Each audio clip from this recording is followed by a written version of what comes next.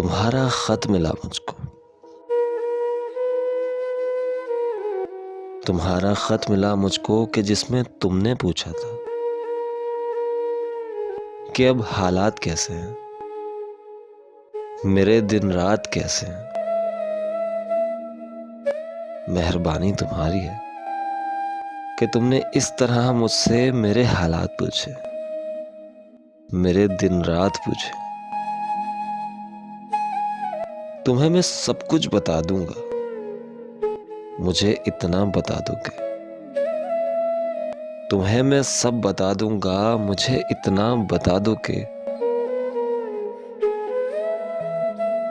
कभी सागर किनारे पर किसी मछली को देखा है?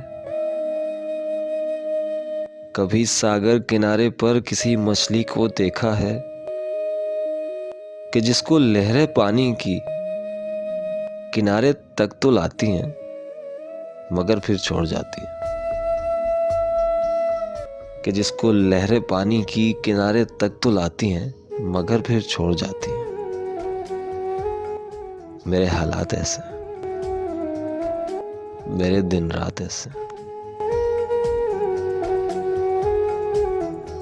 अस्सलाम वालेकुम, मैं हूं आपके साथ इसरार पीरज़ादा और इस वक्त आप मौजूद हैं रात की सरगोशी इसरार जी के साथ में।